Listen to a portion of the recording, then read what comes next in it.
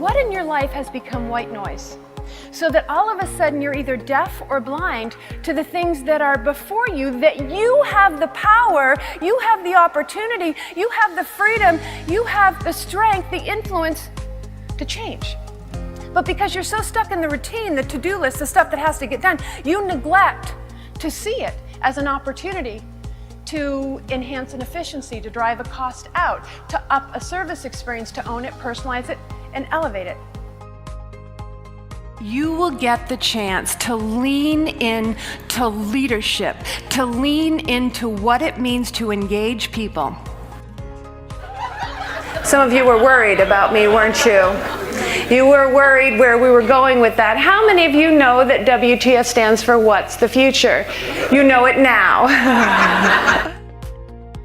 I think what we find is that it can be all-consuming. The truth be known, some executives will say, I get this sense of innovation vertigo where I know I'm supposed to do it, but how do you embrace it all?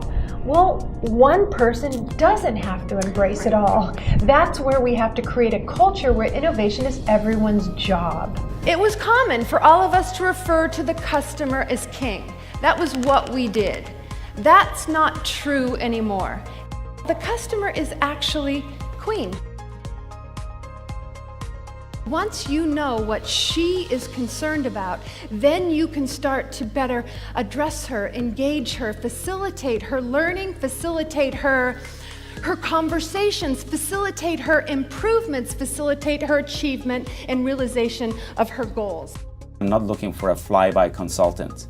And so she's been part of our family, working with us, highly inspiring and high quality. They're real, they're genuine. They have the vision of how to help us and help you.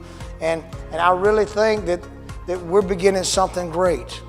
And we're adopting you. We want you to be a big part of our lives. This is a real joy for me to introduce to you Jackie Freiberg, because I consider Jackie a soulmate, you know. Once a speech gets booked, I begin a journey of discovery. I will customize every speech with you and for you. How do I do it? Well, I'll get on the phone. I'll find out what your desired outcomes are. I want to know what the mission, the vision, and the values are that are driving your business or your association. And why do I do that? I want to know what you want people to think and do differently as a result of this event.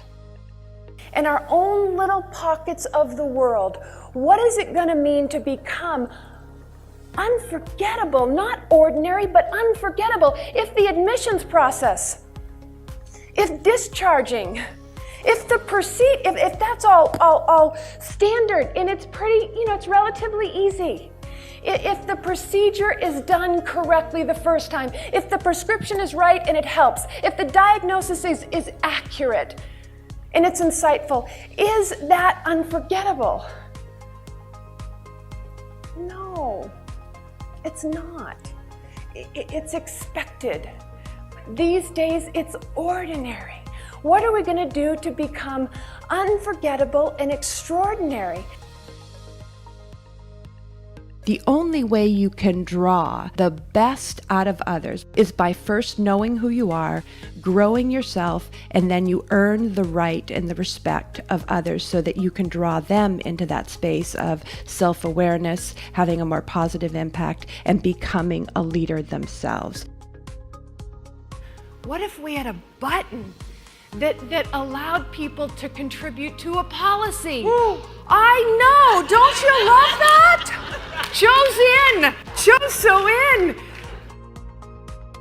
In the spirit of changing 2 or 3 things in my life and in the impact that I have on people around me, I can enhance, improve my brand. That's what this is all about.